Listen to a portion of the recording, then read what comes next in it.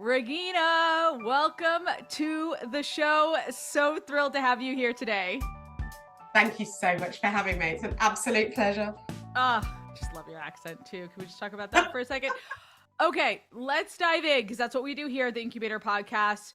What's the first question you ask when you're building out a new site? Tell me. Who is it for? Great. Okay. And the reason I ask who it's for, that's not necessarily my client, because by the time I'm building a website, I pretty much know who my client is. But actually, it's really about understanding who their client is as well, because no two websites are the same and no two ideal clients are the same. So it all has to start with, who is this for? How technologically savvy are they? What do we want them to do? Okay. So that's more than one question. No, that's that. So, but you were just saying, like, usually when somebody comes to you, though, they already have an idea of this, right? So yeah, sometimes they do. Sometimes they'll have like an idea in their head. Mm-hmm. And I think one of the things that, especially with business owners, and I'm so guilty of this, we get like this amazing idea for a business. Yes. It's going to sell. It's like the best thing ever. Everybody's going to want it. And we kind of forget about the ideal client stuff. And I listen to this podcast, so I know you hone this in. Like, know who your ideal client is, know who your ideal client is. It's really important to understand who they are. And aside of all of the pretty stuff, what's the name? What are they listening to? What are they reading? But actually really want to kind of look into that behavior. And that's where people like me come in, because I know what I'm looking for. Like, what is their behavior like? When they are, how are we going to get them to do exactly what it is that you want them to do? Because there are actually key things that you can put in place with your web design, whether you're designing yourself or paying an expert. There are things that you can put in place to actually make the end process, which for most of us is money, easier and quicker.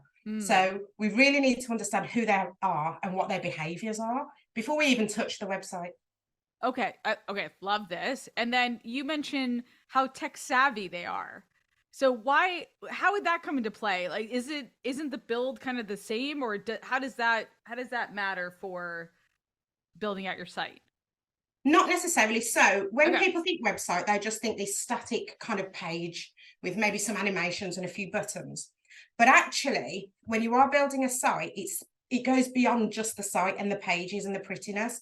You have to think about the integrations. So for instance, you're a course designer. You need to think about your course platform and how people are going to sign up to your course, how you're going to get them there, how quick and easy it's going to be for them.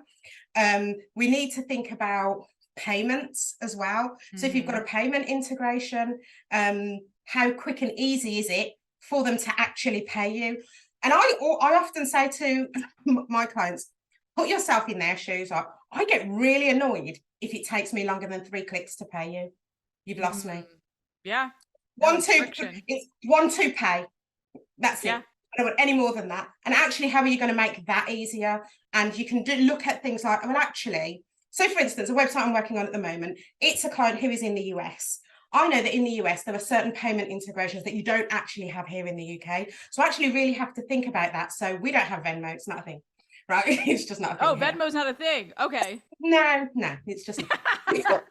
Like, we just don't have it. So actually, we have things like Apple Pay and Google Pay, which is more common here. Literally, I can walk into a shop and bang, Google Pay. Like, don't have to do anything.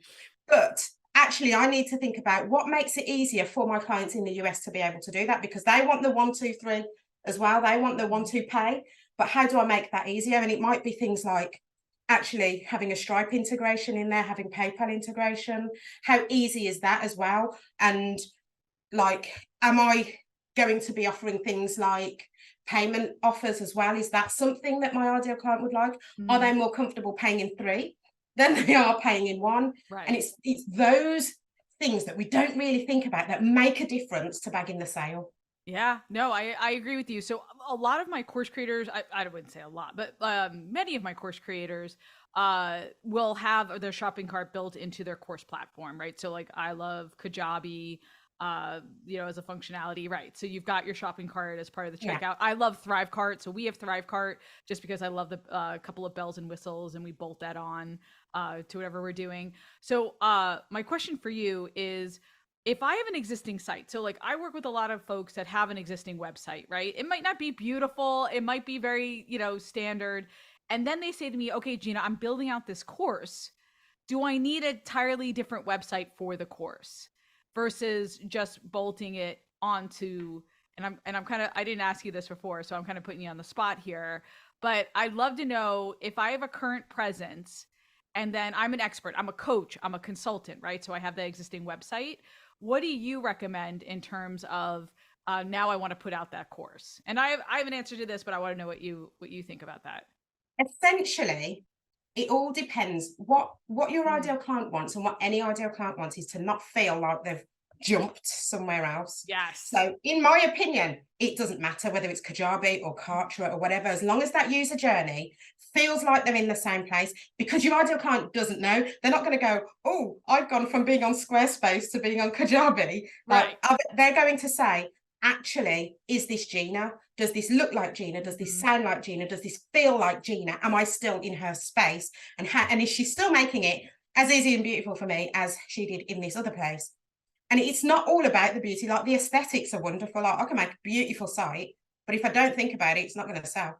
You know what I mean? I can make it as pretty as you like, but actually it's all about them feeling like they're in your presence, them not feeling like they've stepped out into another room in your house and feels like they're in a completely different house. Yes. Okay. I love it. We're 100% aligned on this. I'd say the same thing. Like they don't know, like when you've done it effectively, they won't know, oh, now you're inside of Kajabi, right? Like the user experience does not change because your brand is still there, right? Your colors, your pictures, it's still the language, everything. Yes. So they've stepped into like kind of another dimension, but they don't feel like that, right? So, and actually it's about being able to, that's part of the planning. Like, who is this for? Let's make it seamless for them. They don't care where they are. No, right. they don't care what platform, they just want their needs met, right? They just want, like, solve my problems, lady, please. Well, absolutely that. And that's why when I'm talking to people about where they have their websites, like, should I build my website in Squarespace? Should I build it in Wix? Should I build it in What do you say to people? WordPress? I say, where do you want it to be? Because I can build in all of them. Where do you want it to be? What do you want to do on the back end of things? Because actually, if you want a website that you can easily and quickly change for yourself, then WordPress isn't it. I can tell you that. It's just not it. Regardless you of need a developer. Yeah, I agree with that. Yeah. So it's more of that. See me inside of my WordPress, like my team would be laughing right now. Honestly, I just like, sometimes I look in them and I'm just like, we can streamline this, but actually, if you want to be able to do this yourself, that's probably not the best place for you to go. Because actually, are you going to be able to just go in and quickly change something at a click of a finger? Probably not. You're going to get in there and realize that 15 plugins need updating, and then that's going to take you a while. It's going to take you ages. But actually, from the front end, what you really want to be looking at is, how easy does this look for my other client? A lot aside of the fact that it's taken me 15 hours to do this thing, how long is it taking them? And do they still feel like they're in my world? Yeah, I love that. So you're an advocate of what you've got. Like, I'm an advocate of using what you've got, especially to start. And then if you have Wix, start with Wix and build from there. And then when you start hitting roadblocks, or you realize, I'm seeing the volume of sales, or I need to update, or I need to upgrade, then move on. Like, do you agree with that? Yeah, absolutely. But also, there are so many rumors around web platforms. Like, people go, oh, just go with WordPress because Squarespace is really bad with SEO. No, it's not. No, it's not. Okay. It's really not. I started out as a Squarespace designer. I can code, so as I said, I can do it in anything, but actually I've created Wix websites. You've just got to know what you're doing, and generally the steps are all the same. Some of them you have to kind of take a side step to get to where you need to, but it actually doesn't matter. And I always say to people, go with where you feel comfortable, because the reality of the situation is, if websites aren't your super, go for the easy one, because whatever you're selling your course in, that's your superpower. That's what people are coming to you for. So if Wix is your thing, I mean, I'll be honest with you, I find Wix a bit fiddly, because I'm like, I could just write code for this one. I've got to go through a million steps. Some people love it. I've designed in Wix, right? I can do it. But actually, for somebody who's been using Wix for 3 or 4 years, who wants to redesign the site, why are you moving elsewhere? Stay there. Wix is perfectly fine. Right. I say the same. The only one I would say to steer clear of is GoDaddy. If you're in a GoDaddy site, please move it. It makes life hard for you. Yeah. So yeah, if you're listening right now, use what you got. Like, I'd rather you be consistent. Like, I had a mentor who everyone would ask her, like, hey, what's my best planning? You like, what do I use? And she said, whatever you can use consistently. I don't care what you do. Right. I don't care Yeah, if you whiteboard. I don't care if you use software. I don't care if you have a journal, whatever yeah, it is, whatever, like, get it done. Right. That's what we talk about exactly. on this Because you can podcast. get it, you can get the results, you can get the brand, you can do all of that. If somebody's starting from scratch, I will always say, look, I am a Squarespace superpower. So I will create you this site in this, and it can do everything that your WordPress website will do. And if they say to me, actually, I'd really prefer that it was in WordPress, can you recommend something there? Yeah, let's do it in this. Okay. It's as simple as that, because it's about that comfort. I wouldn't want you to have a website that you're terrified of. Yes, I know. Because we are out there. I've talked to course creators all the time. We're like, do I have to update the website? Like, or I worked with a client who was like, okay, we're going through a promotion. You got to change up the cart. And she's like, I honestly don't know how to change up my cart. She's like, can we figure out another way? Yeah. Regina's It's frightening because it can actually put you off. One of the things that you understand and you learn as an entrepreneur is that actually confidence is everything. So you want your tech to actually give you some kind of confidence. You want to confidently know that you can. There's a massive difference between people who can change their websites but don't want to. Like, they're my kind of girls, because I'm like, you can do it, you don't want to do it, give it to me. I love that stuff. Do you know what I mean? That's fine. Yeah. But actually, if you're not in a position to be able to hand that over to somebody else, I want you to actually be comfortable. I want you to be able to go and say, actually, change this, this, this, this, and this. I get people asking me questions all the time in my DMs. I don't know how to do this on my website. I'm there doing little Loom videos going, there you go. It's not that hard, is it? You can Your do it brain yourself. works that way. Your brain. Yeah. I know. I love people like you. Like, so we connected. I talked about in the intro. We talked about Ivy.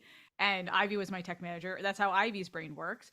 And if your brain doesn't work that way, hire somebody like Regina, right? So there, we've said it. I want to talk to you. And you know what? If not, ask me a question, I'll answer it. Yeah, there you go. There you go. You are an advocate for a more robust strategy. So some people listening right now might like freeze up when they hear robust strategy for my website. Like, listen, I'm just trying to get my damn sales page done, right? But we can grow into this, right? And what do you mean by more robust strategy for our websites? So we can often get, and I'm going to go back to what I said at the beginning. We get so excited. We've got this new product, new service, writing a sales page. These are all the things that you can have it. Strategy. Who is it for? What do you want them to do? How are you going to get them there? And that's where your strategy comes from. And then how are you going to measure your success? So one of the things that I would always say to anybody, anywhere, is make sure you have some kind of analytics in place. Like, Google is king, but it's GA. It's GA or nothing. Let's face it. Right. Make sure you've got your analytics, because you want to know before and afters, because the first time you launch something is always going to be, it's always the beta, isn't it? It's always the beta. You're either going to smash it, or you're like, I didn't get the numbers that I wanted. But actually having the analytics in place is going to tell you why. Why didn't you get those numbers? Are you going to, you want to understand things like the numbers of people who are coming onto a page, and how many of those are revisiting a page. So you can have, there's a difference between users and visits. So you can have 50, my pages have 15 visits, but if it was all you. Right, unique visits. Right, you need to look at unique views, right? Okay. Exactly. So you want to look at users, and you want to look at new versus returning users. People who are coming back aren't quite sure, but they're coming back. So you've done something because they're coming back. So you want to have a look at that as well. You want to also have a look at bounce rate. So the numbers of people who come onto a page and don't interact with it in any way and just bounce straight off again. That means there's something wrong from the get-go. And that's what I'm talking about with strategies, like really thinking about, firstly, what's a good number for me in people and in money? And when you get to the end of it, why didn't we get there? Or actually, how can we make this better? Those numbers can kind of give you an idea of what's going wrong. And like I said, who is it for? So who is it for? That's your ideal client stuff. Because when we launch a service, for instance, I have one-to-one service, I have a coaching service, I have a small course of my own that I do. The ideal client from a course and from a one-to-one service are very, very different. Yeah. Because actually for my course, those are people who really want the benefit of my knowledge, aren't ready, or just don't want me. They just want me to learn and to be able to take what I have and then put that and create their own website. That's a completely different set of ideal client there. And that's something that you test out, because actually I've got two sets of audience here, really, haven't I? So really understanding who that ideal client is and how you're going to get them to kind of where it is that you want to be. One of the things that I always talk to my one-to-one clients with, and my other clients as well, is about a call to action strategy. And that's the biggest one. Is you can put all of the buttons and everything that you like, but actually you need to be really consistent about your calls to action and what it is that you want them to do. On your sales page, essentially, if your call to action isn't all the same thing, I'm a little bit worried. So it's buy this, buy it, buy it. Yes, they need reminding. Okay? You don't say it once, keep saying it and keep asking them exactly what it is that you want to do, because that's a direct call to action. You want them to actually do the thing. And people are often really quite surprised at how much we need to be told what to do. Think of all those times that you've been on a website, and I always say to people, put yourself in the user's shoes. How many times have you been on a website, gone on there, got confused, I don't know what they want me to do, and then just come off again? Yeah, that's great. You're right. You just want to make it easy. So it's like the top of your sales page should just have a catchy one-liner, something witty, saying something aspirational, and a button, buy it. Literally, as soon as you're there, that's it, like buy it. On your sales pages, I don't want to see headers and footers either, because it's going to take people elsewhere. It's too distracting. I don't want to see your socials on there. It's too distracting. You want to keep them on the page. So when you're looking at calls to action, that's what the strategy should be. What do I want them to do? And how am I going to do that? Another thing to consider. Sorry, I'm going to keep talking. I like it. Keep going. It's good. Good. Another thing to consider with your calls to action is what I call click fatigue. If it just goes, join now, buy now, join now, buy now. But people stop seeing it. They just stop seeing it. So start putting things like, for instance, at the bottom of one of my sales page, I've got, took your time, just sign up, won't you? That's the call to action. Like, because only 10% of people, and this is something to consider, only 10% of people will get to the bottom.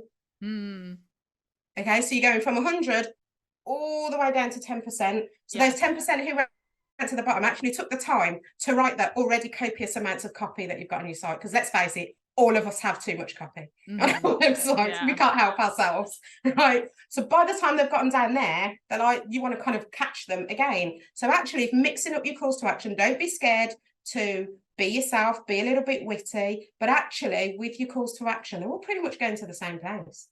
Yeah. No, I love that. You really want to be kind of really focused on that. And again, it's making it easy. What happens after? What happens after they bought from me? And you are the expert, so you know what kind of welcome email do they get? What's your onboarding process? What's that warm hug that you give to them when you're saying welcome? Yeah. This all goes beyond the technological aspects. I'm very much about the experience and the customer service that you want to give, because this one purchase could then become many. Yes, I love that. And you're right. The tech and the experience really go hand in hand. Like, I think a brilliant tech person really thinks through that. Regina, what if I've got a sales page up right now, or I've got a website up and I'm listening to you right now. What are like 3 tips that you can give me, like, to maybe refresh it, or I can give it an audit? So one of them is the call to actions, right? And to change it up. So what else would you advise if we've got something up already to look at it with fresh eyes? So fresh eyes. Firstly, anywhere on your website, sales page, homepage, anything, needs to be aspirational and inspirational. Firstly, look at it with fresh eyes and come at it from that ideal client perspective. Check your calls to action. Am I distracting them? Am I taking them elsewhere? They don't, in reality, they don't care about your Instagram. They'll go there, they'll get lost.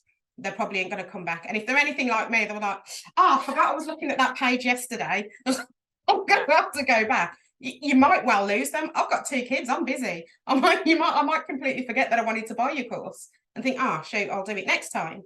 But actually what you want to be able to do to make sure that your calls to action are keeping them on the page. Secondly, your copy is too long. How do I know if my copy's too long? How do I know? Because it always is. Whenever I'm actually redesigning something, it's always too long. So you can cut it by 20% easy. Okay. So I guess the challenge is, here's the reason why. How can you trim it by 20%? Okay, go. Here's the reason why. So firstly, I'll tell you the why, then I'll tell you the how. The reason why is people don't read. We as a human race are lazy. We don't read. We don't care. I don't care how many dogs you've got in your house. Okay. I don't care. I don't care how your business got to your ideas. I don't care about any of that. I want to know how this course is going to change my life. What do you do for me? What's in it for That's me? It. Right? Boom. That's it. Yeah. The rest of the stuff is love, and I can find that out on your Instagram. Go to my Instagram, you'll find out all about my kids. You'll find out about my cats, all of that stuff. But actually, on my sales page, don't really care about that. They don't really care. And even I'm nice. I sat there the other day thinking, I'm going to have a look at my copy again and actually see whether it works. And actually, what you want to think about is, am I actually guiding this ideal client to a point where they think that I am their only option? Ooh, I love that question. That's not to say you're not kind of being egotistical and saying you're not going to get anything better than me. I mean, you might well think that. Sometimes I'll sit there and I'm thinking, flipping heck, I'm brilliant. Do you know what I mean? I have these moments. And it's fine for you to think that. You don't want to come across as egotistical, but actually, is my copy giving them no choice but me? I love it. You also really want to think about kind of what their objections are going to be. I listened to a podcast you did with the lady who was talking about ChatGPT.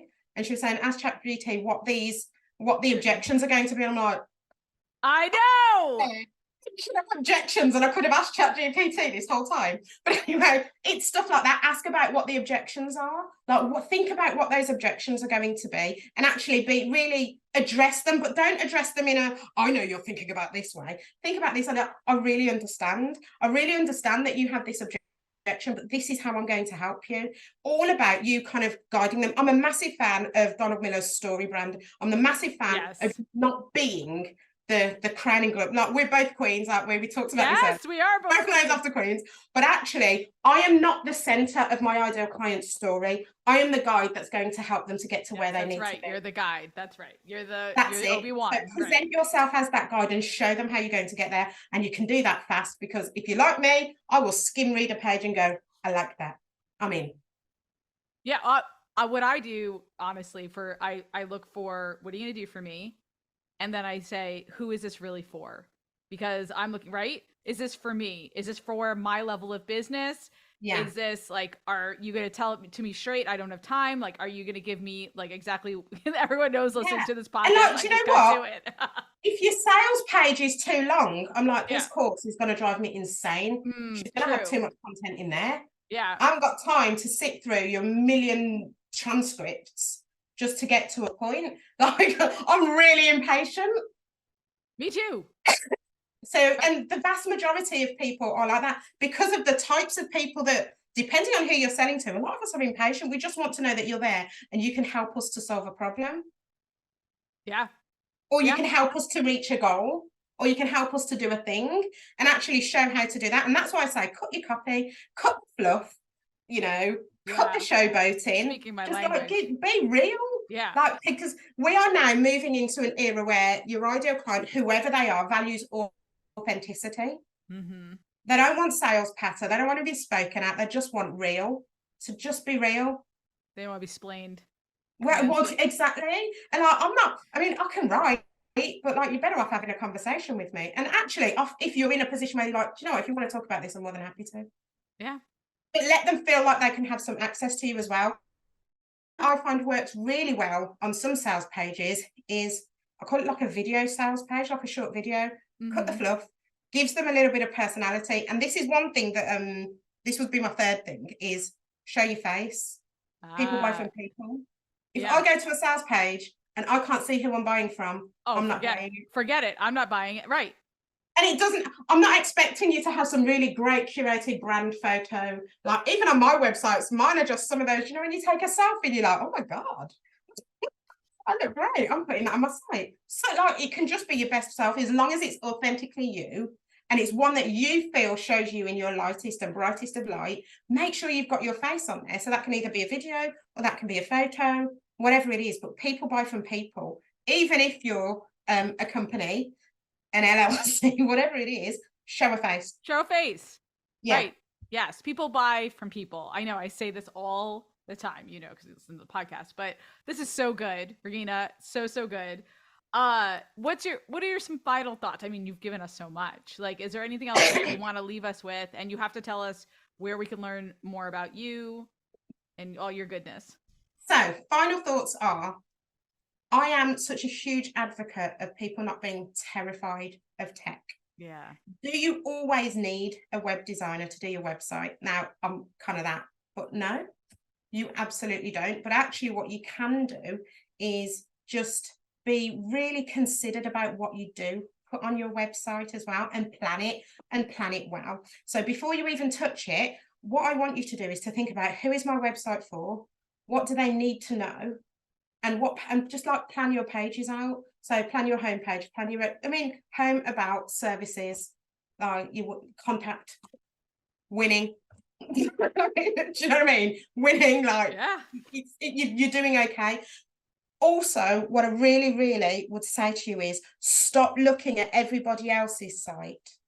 Stop that, because imposter syndrome is real. Like, oh my God, she's got a brilliant site. She may well have a brilliant site, but it's probably not selling a job.